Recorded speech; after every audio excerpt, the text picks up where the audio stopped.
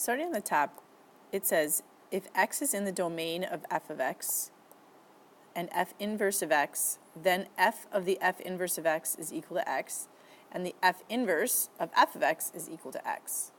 Because the domains of the trig functions are restricted to obtain inverse trig functions, the properties do not apply for all values of x. So this doesn't always work. This property here where it's equal to x does not always work. The domain restrictions for compositions of trig functions are below. So here's some shortcuts if you remember what your restrictions are on your x's. If you're taking f of the f inverse of x, that's going to be equal to x if x is between -1 and +1 for sine and for cosine, and it will work for all values of x for tangent. The other one, if we take the f inverse of f of x, that's going to be equal to x if the following is true. For your sine function, x would have to be between -π/2 and π/2. Your cosine function, x would be between 0 and pi. And your tangent function, x would be between -π/2 and π/2, but not including either one. And so we're going to use these properties as we go through example 1. Example 1 says find the exact value of each expression if it exists. So the first one, we're taking the sine of the sine inverse of -1/4. Now, if these two are the same, and it follows these rules, then our answer should be -1/4. So let's make sure that it lies in the correct domain. So we have the sine of the sine inverse. So we're looking in this first column here. And we want to look at sine, which tells us that our x value, this one right here inside, must be between -1 and +1. And it is. -1/4 does lie between -1 and +1. So our answer here is just -1/4.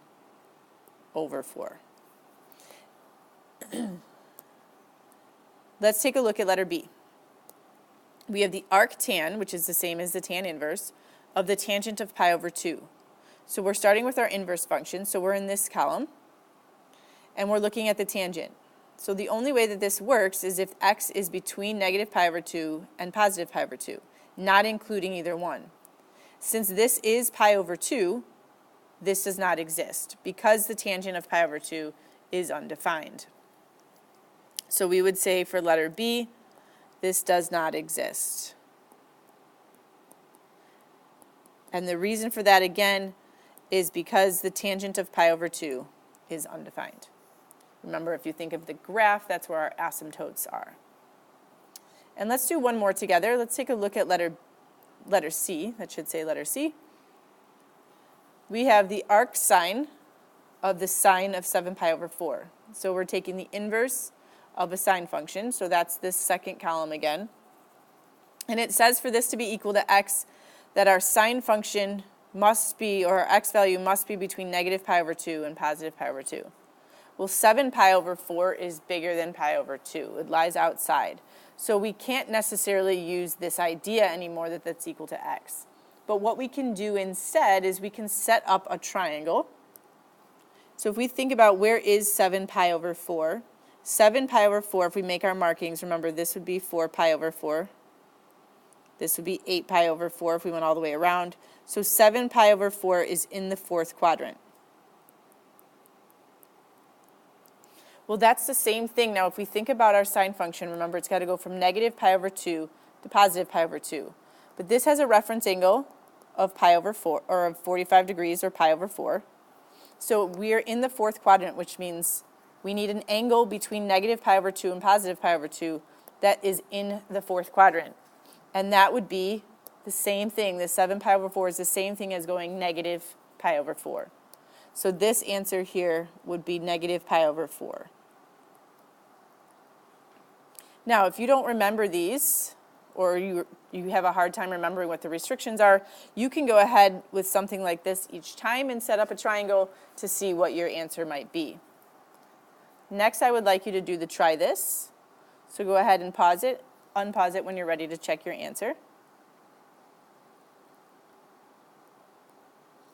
If you did A correctly, you should have gotten π/3. If you did B correctly, you should have seen that it was still 3π/4.